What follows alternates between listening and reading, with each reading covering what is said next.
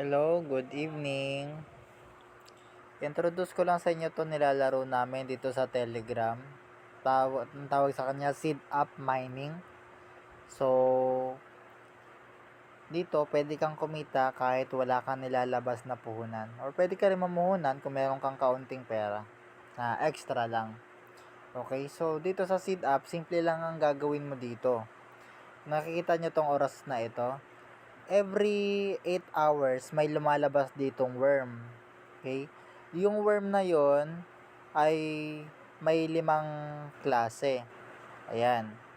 Andito yon. Common, uncommon, rare, epic, legendary. Pero wala pa kasing mythic. Kaya sinabi kong 5 uri pa lang. Hindi pa available yung mythic.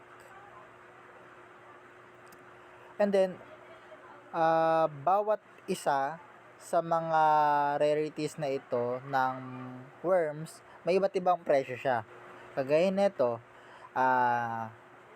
may yung common, nagkakalaga siya ng 0.15 cents. Pero itong legendary naman ay nagkakalaga ng 99.99 na seeds. Ang value po niyan as of now ay naglalaro sa 1.2 pesos. Okay po, 1.2 pesos. So, imagine mo na lang sa loob ng 8 hours na paghihintay mo dito sa may puno. Yan.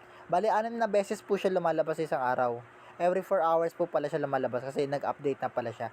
Malay mo, sa 4 na oras na sa isang araw, makakuha ka ng legendary, o 'di ba?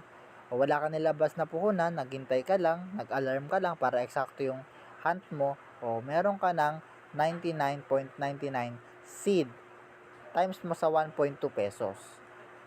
And then dito, meron tayong tinatawag na bird, okay? Ano naman ang trabaho ng bird? Nagmula po siya sa egg. Ito po 'yon, egg. Yan. Yung mga napagbentahan ninyo ng worms, kasi ito po, dito yan, 18 yung halaga ng rare. Pwede nyo po siyang ibenta.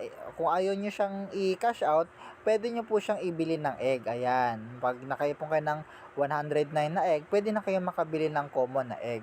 Same lang po sa worms.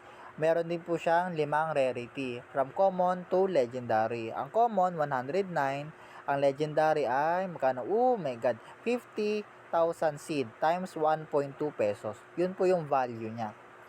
Ayan. Dati nakalagay dito yung trading volume pero ngayon hindi na nilagay yung trading volume. Pero kagaya ng worms, wala po siyang mythic. Hindi pa siya nag-exist kasi sobrang liit ng possibilities na mag-exist siya. Okay? So, yung egg po na yan ay hinahatch po yan. Pag dito po yan makikita, inventory.